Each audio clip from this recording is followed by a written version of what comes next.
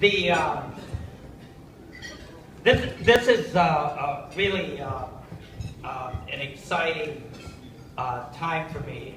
It gave me an opportunity to actually reflect back and try to understand how my vision of the labor movement actually occurred. And the whole notion of what I call communities of solidarity, where working folks strategize together, act together, and create a better world. This has manifested itself in a number of projects. But I wanted to say that a lot of the information that's contained in my talk actually came from people who lived with Peter and I during a really exciting period in the 80s. And their names are Ellen Starbird, and probably the most courageous organizer that I've ever met. His name is Bill Toohey. I can't talk about Santa Clara County and what we did there without thinking of Bill Toohey. And I wanted to say that one of the notions that come up for me is that courage is contagious. And when a brave person takes a stand, it requires others to take a stand too. Robert Kennedy said to Cesar Chavez, "You stand for justice, and I am proud to stand with you." Peter Cervantes Gautschi is that kind of person. Before Enlace, Peter was a trade union activist.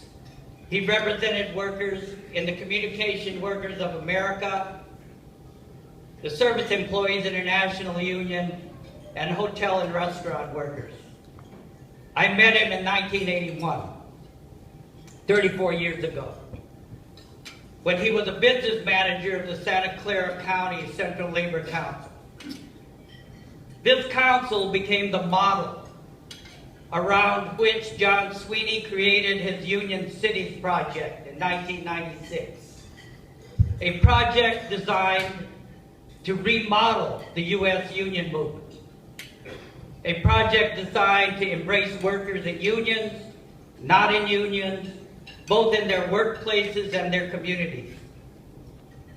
We see Union Cities and Peter's influence in the Oregon AFL-CIO's Oregon Strong Voice campaign. In the book that I co-authored with Bill Fletcher Jr., Solidarity Divided, I wrote that more than simply representing their members, unions should represent the broad interests of the working class. Peter was the living example of those beliefs, and it often brought him into conflict with union leaders who did not share those values.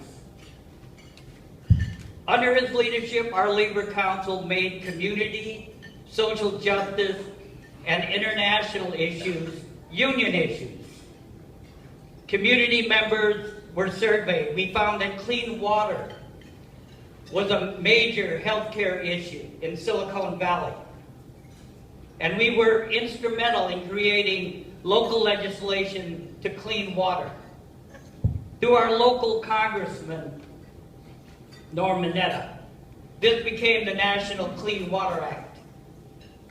We made Martin Luther King Day in Santa Clara County a union issue and helped to make Martin Luther King's birthday a national holiday by organizing annual freedom trains to join workers in San Jose with other workers in the Bay Area in massive celebration of civil rights, racial justice, and highlighted Martin Luther King's role in fighting for workers' rights. Peter led our Labor Council in support of anti-apartheid and pressured the city of San Jose to divest itself of corporate stock that supported the racist South African regime. When the junta in El Salvador tried to contract the San Jose police chief to train their terror squads in El Salvador, our council made the democratic struggle in El Salvador a union struggle by organizing unionists to picket City Hall until the City Council ordered a stop to that plan. Peter knew how to organize a campaign. Peter was an innovator. There was never a progressive idea that Peter was afraid to try. We organized workers and demonstrations. We advocated civil disobedience. Peter created the Jailbirds Club, and folks gained fame and notoriety for getting arrested. My dear friends, CLC staff Ellen Starbird and IBEW representative and organizer Bill Toohey were charter members. I remember one summer when Peter kept talking about having a real celebration for Labor Day. He wanted to do something that really integrated various ethnic communities with the union movement. So we contracted the Pickle Family Circus, and it was like Oak Park here in Portland for 3 days. And it brought nearly 20,000 people together, not separated into groups like at Oak Park, but together as one community. It was while Peter was the leader of the Labor Council that unions gained control of the local Democratic Party apparatus. Maybe that wasn't such a big deal. But I think the only campaign we lost was the Mondale, when Mondale ran for president. Clearly,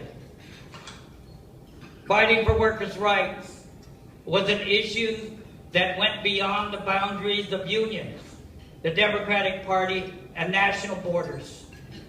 Enlace's work around private prison divestiture and workers' rights across borders reminded me so much of the historically important work that we had done together previously, work that changed my life. Peter has always been a modest man of courage. You're a role model for activists, and I'm proud to have stood beside you.